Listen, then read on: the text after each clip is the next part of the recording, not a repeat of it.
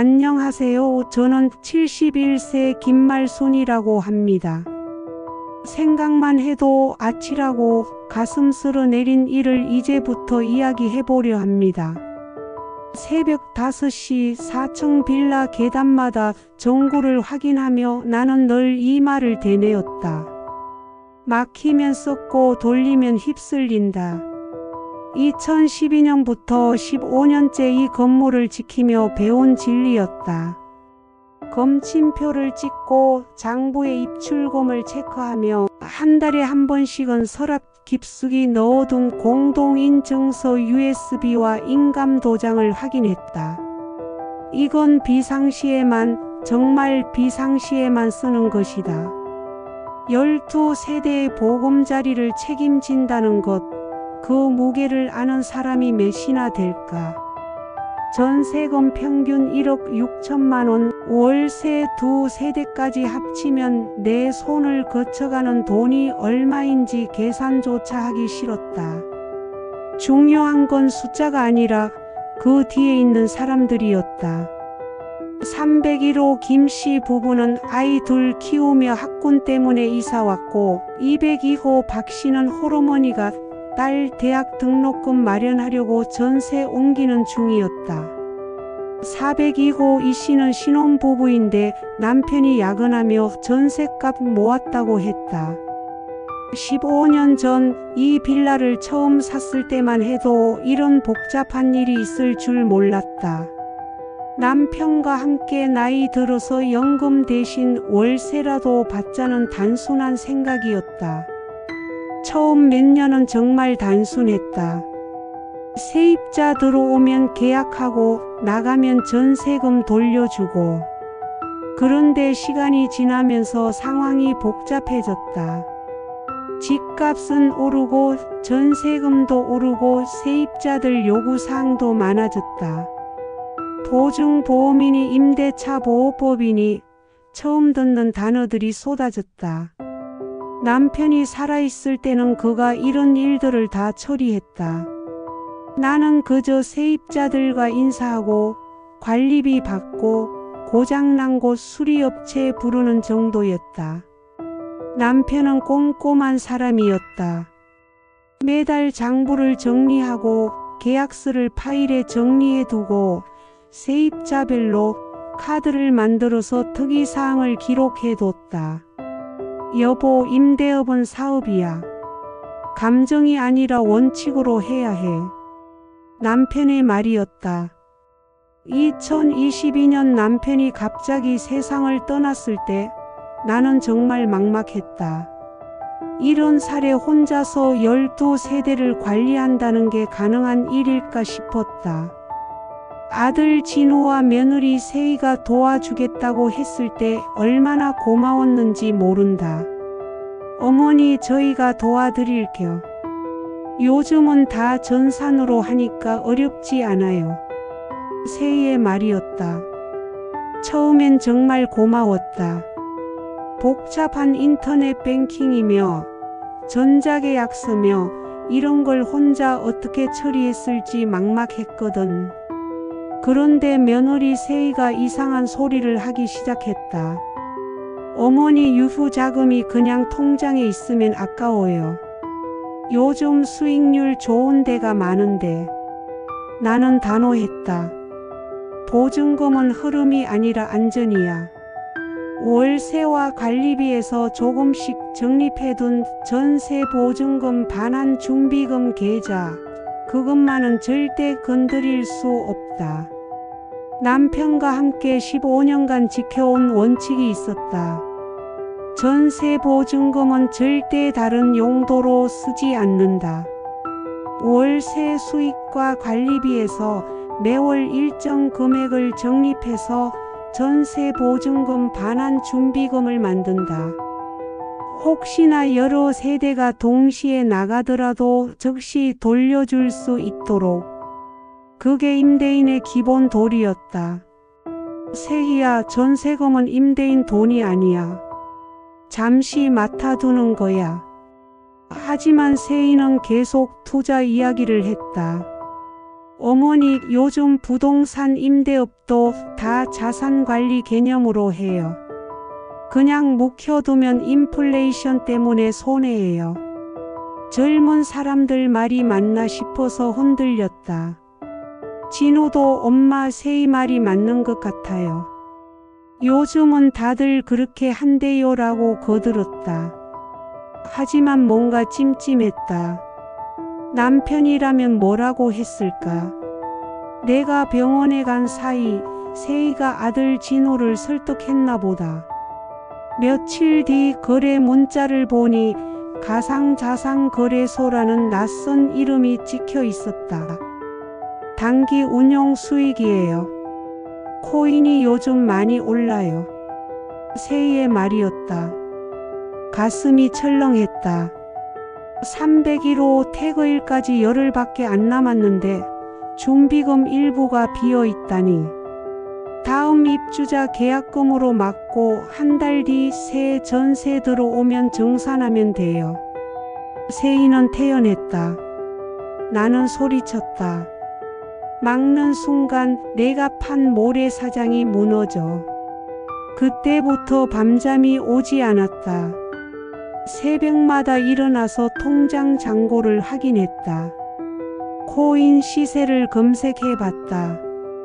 오르락 내리락 하는 그래프를 보면서 가슴이 두근거렸다. 이게 무슨 일인가? 70년을 살면서 도박 같은 건 한 번도 해본 적 없는데 세입자들 전세금으로 도박을 하고 있다니. 남편 산소에 가서 여보, 내가 정말 큰일을 저질렀나 봐요라고 중얼거렸다. 며느리는 매일 수익률이 좋아요. 조금만 더. 내 속은 타들어갔다. 301호 김씨가 이사 날짜를 확정하고 이삿짐 센터까지 예약했는데 전세금을 돌려줄 돈이 없다니.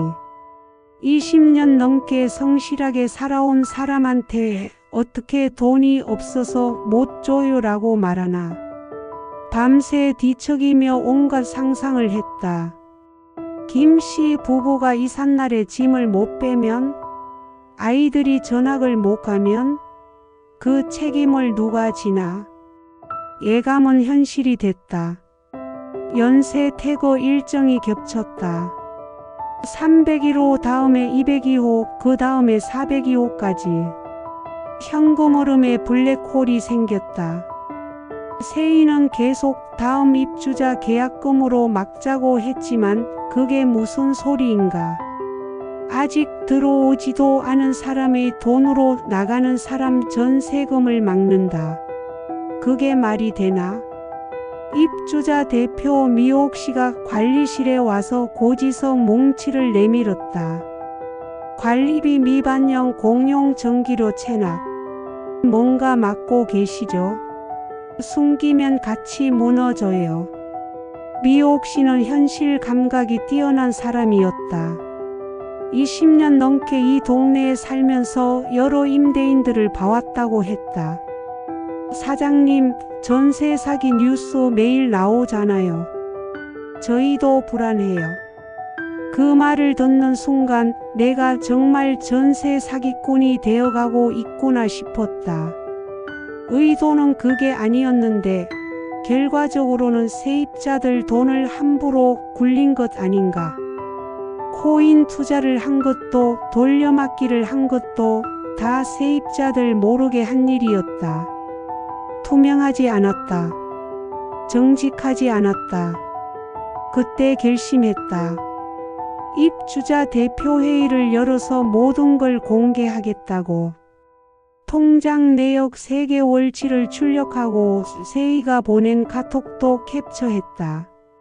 이번엔 400이 보증금으로 300일 막자 키읔 이런 말을 농담처럼 주고받고 있었다. 보면서 화가 났다. 이게 농담할 일인가? 남의 인생이 달린 문제를 웃음거리로 만들다니. 진호는 변명했다. 엄마 세희 수익률 금방 돌아온대요. 코인이 오르고 있어요. 나는 한마디로 정리했다. 전세는 너희 계좌가 아니라 사람 삶이 맡겨진 돈이야. 오를 수도 있고 내릴 수도 있는 게 투자 아닌가? 떨어지면 책임지나? 김 씨 부부한테 가서 코인이 떨어져서 전세금을 못 돌려줘요라고 말할 건가? 입주자 대표회의 당일 관리실에 10가구가 모였다. 말순 가족도 참석했다. 나는 입금과 출금 타임라인을 보드에 그려서 설명했다. 전세 보증금이 가상자산거래소로 나가고 재입금이 지연되는 과정을 세이의 카톡 캡처를 프린터해서 돌렸다. 신규 세입자 계약금 선점에서 막자는 말을 봤을 때 세입자들의 표정이 일그러졌다. 204호 이씨가 먼저 입을 열었다. 사장님, 그럼 우리 전세금이 지금 코인에 들어가 있다는 말씀이신가요? 목소리가 떨렸다. 103호 최 씨도 거들었다. 전세금을 안전하게 관리해 주실 거라고 믿고 맡긴 건데요. 한 명, 두 명 목소리가 높아졌다. 나는 고개를 숙였다. 말이 없었다. 세이는 끝까지 당당했다. 원래 다 이렇게 돌려요. 어차피 집값 오르면 괜찮아요. 지금까지 문제 없었잖아요. 미옥 씨가 폭발했다. 우리 보증금으로 투자를 했다고요? 허락도 안 받고? 다른 세입자들도 술렁였다. 나는 마지막 카드를 꺼냈다. 보증보험 미가입 세대 목록. 이분들부터 우선 반환하겠습니다. 진호는 침묵했고 세이는 배째라는 식의 태도를 보였다. 그 순간 모든 게 끝났다는 걸 알았다. 회의가 끝나고 집에 돌아와서 밤새 울었다. 남편이 그렇게 조심스럽게 지켜온 신뢰를 한순간에 무너뜨렸다는 게 너무 괴로웠다. 여보, 미안해요. 내가 너무 어리석었어요. 남편 사진 앞에서 중얼거렸다. 하지만 이제라도 바로 잡아야 했다. 늦었지만 포기할 수는 없었다. 그 다음은 시스템을 고치는 일이었다. 은행에 가서 임대차 신탁 상품을 문의했다. 신탁회사 직원이 와서 설명해 줬다. 신탁회사 계좌로 전세금 입출금을 관리하고 에스크로로 안전장치를 만드는 것이었다. 임대료와 관리비는 별도 통장으로 분리하고 인감과 공인인증서도 신탁회사에 보관하는 것이었다. 처음엔 복잡하다고 생각했지만 곰곰 생각해보니 이게 맞았다. 개인 판단에 맡기면 언제든 실수할 수 있다. 시스템으로 막아야 한다. 전세보증금 반환 보증에 미가입된 세대들은 즉시 가입 절차를 밟았다. 보험료 일부는 내가 부담했다. 세입자들이 사장님이 왜 보험료까지 내세요? 라고 했지만 당연한 일이었다. 내가 신뢰를 깨뜨렸으니 내가 회복해야 했다. 돈 문제가 아니라 마음의 문제였다. 가족 문제도 정리해야 했다. 며느리와 아들은 분가하기로 했다. 변제 플랜을 서면으로 합의했다. 세이는 차량을 매각하고 매월 고정 변제금을 내기로 했다. 보너스의 50%는 추가 상환, 투자 계좌는 전량 정리. 결국 투자 수익은 마이너스 40%였다. 원금의 60%만 건졌다. 나머지는 내가 메워야 했다. 나는 말했다. 상속은 권리가 아니라 책임의 상속이야. 며느리와는 끝까지 평행선이었다. 어머니, 저만 나쁜 사람 만들지 마세요. 다들 이렇게 해요. 전세 사기 뉴스 나오는 건 운이 나빴던 사람들이에요. 그 말을 들으면서 정말 답답했다. 운이 나빴던 게 아니라 잘못된 선택을 했던 건데, 전세 사기가 사회 문제가 된 이유가 바로 그런 안일한 생각 때문이다. 어차피 집값 오르면 괜찮다는 도박꾼의 논리다.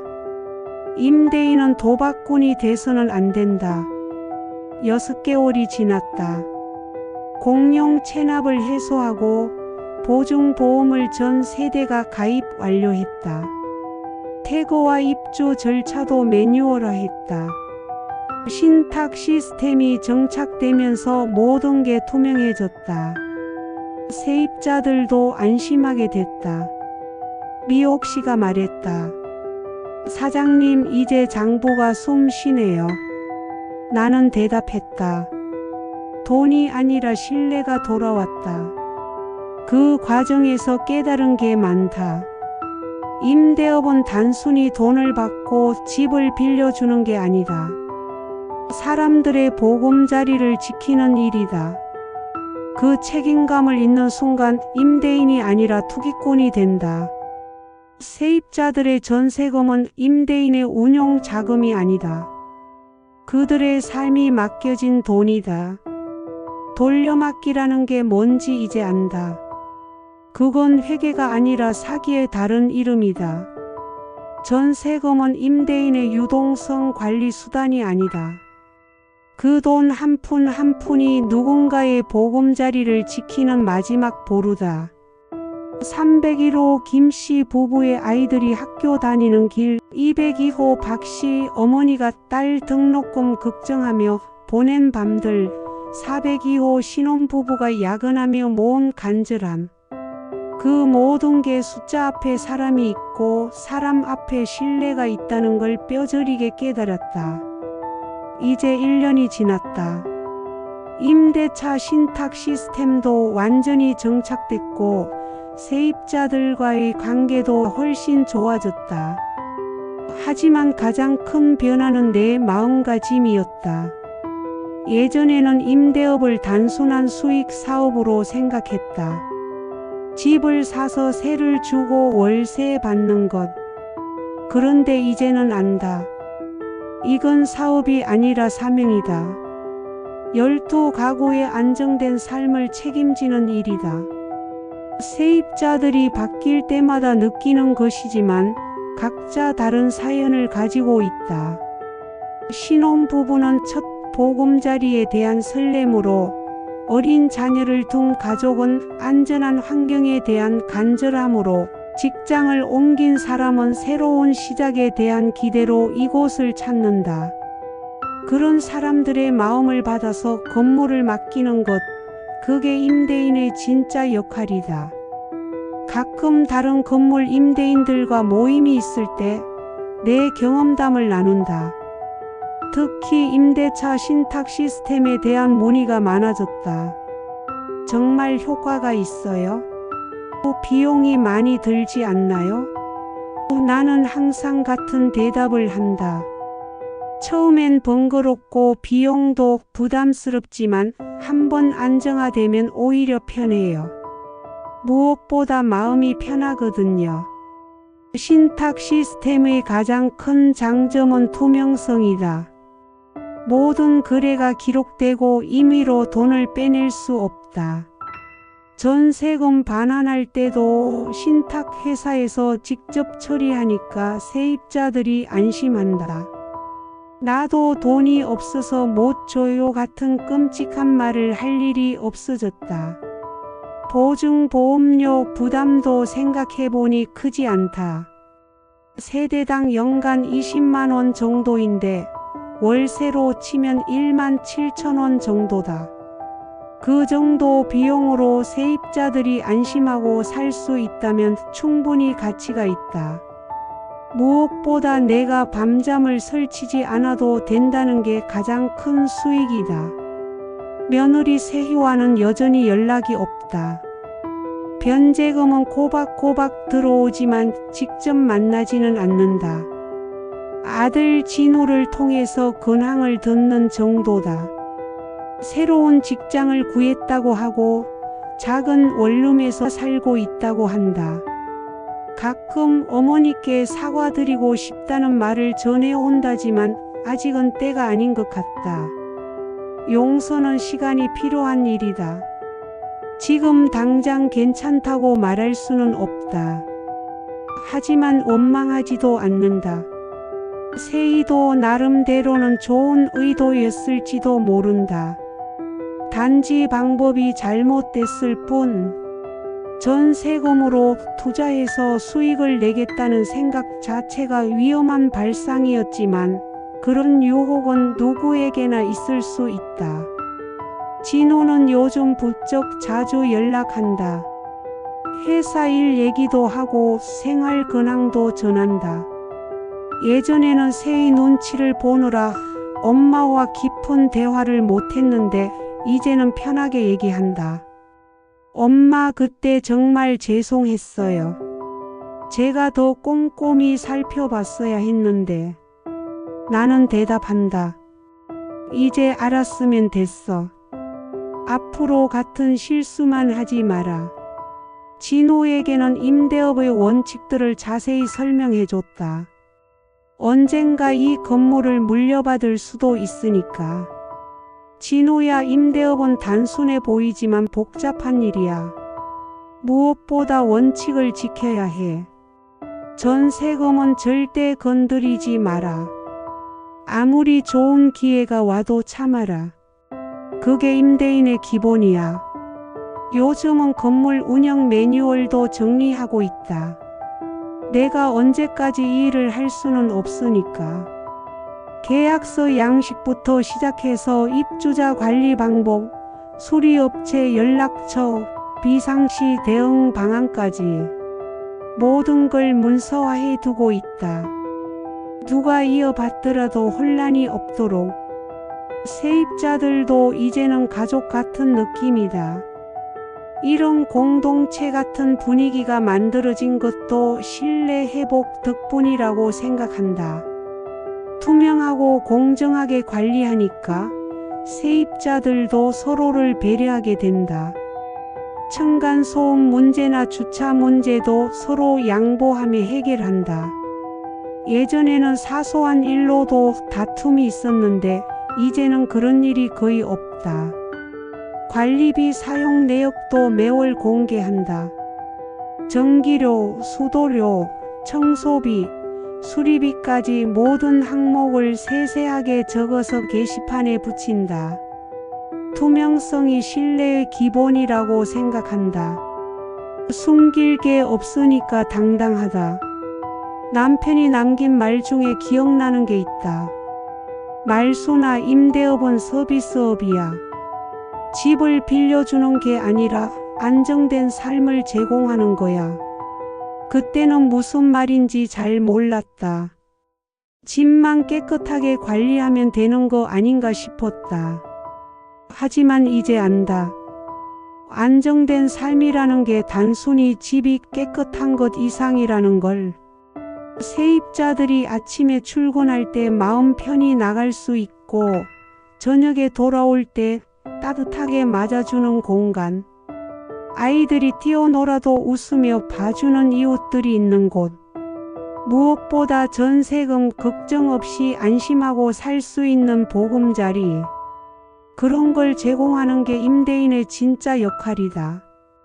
돌려막기 사건 이후 가장 크게 변한 건 내 가치관이다. 예전에는 수익률을 중요하게 생각했다. 월세를 더 많이 받을 수 있는 방법, 관리비를 절약할 수 있는 방법, 그런 것들을 고민했다. 하지만 이제는 안정성을 우선시한다. 조금 덜 벌더라도 안전하게, 조금 더 들더라도 투명하게. 임대차 신탁 시스템을 도입할 때 세입자들의 반응이 인상적이었다. 처음에는 왜 갑자기 시스템을 바꾸는 거예요? 라고 의아해했지만 전세 사기 예방 효과를 설명하니까 오히려 적극적으로 찬성했다. 사장님, 이런 시스템이 있는 줄 몰랐어요. 정말 안전하겠네요. 보증보험 가입도 마찬가지였다. 보험료를 내가 일부 부담한다고 하니까 사장님이 왜 그런 비용까지 내세요? 라고 했지만 나는 당연한 일이라고 생각한다. 세입자들이 안심하고 살 수 있게 하는 것, 그게 임대인의 의무다. 비용이 아니라 투자다. 이제 새로운 세입자가 들어올 때마다 자랑스럽게 말할 수 있다. 저희 건물은 임대차 신탁으로 관리하고 전 세대 보증보험에 가입되어 있어요. 전세금 안전성은 걱정하지 마세요. 이런 말을 할 수 있다는 게 얼마나 당당한지 모른다. 요즘은 다른 건물 소식을 들을 때마다 안타깝다. 전세 사기 뉴스가 나올 때마다 우리 건물도 저랬을 수 있었겠구나 싶다. 한순간의 유혹에 넘어가지 않았다면, 아니 정확히는 세입자들이 용서해 주지 않았다면 나도 그런 뉴스의 주인공이 될 수 있었다. 생각만 해도 끔찍하다. 전세금은 숫자가 아니라 사람의 보금자리다. 흘려야 할 건 돈이 아니라 진심이었다. 15년째 이 건물을 지키며 이제야 그 의미를 제대로 안다. 숫자 앞에 사람이 있고 사람 앞에 신뢰가 있다. 그 신뢰를 지키는 것이 임대인의 가장 큰 책임이자 보람이다. 뒤에 숨어 있다. 며느리는 어차피 집값 오르면 괜찮다고 했지만 집값이 오르지 않으면, 투자 수익률이 마이너스가 되면 그때는 누가 책임지나? 세입자들이 길거리로 나앉아야 하나? 전세는 투자 상품이 아니다. 사람의 삶이 맡겨진 돈이다. 유휴자금이라는 말도 웃기다. 전세 보증금의 유휴자금이 어디 있나? 매 순간 누군가 태그를 통보할 수 있고 그때 즉시 돌려줄 준비가 돼 있어야 한다. 그게 임대인의 기본 의무다. 그 의무를 저버리고 고위험 투자에 손을 댄 순간 나는 임대인이 아니라 사기꾼이 되는 것이다. 임대차 신탁을 도입하면서 느낀 건 시스템이 사람을 지킨다는 것이다.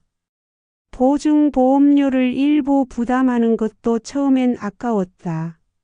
하지만 세입자들이 안심하고 살 수 있다면, 그리고 나도 마음 편히 잠들 수 있다면 그 정도 비용은 투자할 만하다. 보험료 몇십만 원 아끼려다가 수억 원을 잃을 뻔했던 걸 생각하면 정말 어리석은 생각이었다. 요즘은 세입자들과의 관계도 많이 좋아졌다. 투명하게 관리하니까 신뢰가 쌓인다. 미옥 씨는 이제 사장님 관리 잘해주세요가 아니라 사장님 고생 많으세요 라고 말한다. 다른 세입자들도 마찬가지다. 고장난 곳이 있으면 바로 연락하고 관리비도 제때 낸다. 서로 믿으니까 모든 게 원활하다. 가끔 다른 임대인들을 만나면 내 경험담을 들려준다. 전세금 절대 건드리지 마세요. 아무리 좋은 투자 기회가 와도 참으세요. 그게 임대인의 기본 도리예요. 하지만 다들 비슷한 유혹에 시달리고 있다. 요즘 금리가 낮아서 그냥 묵혀두면 손해 아니에요? 같은 말들을 한다. 나는 대답한다. 손해가 아니라 보험료라고 생각하세요. 며느리와 아들이 분가한 뒤 집이 조용해졌다.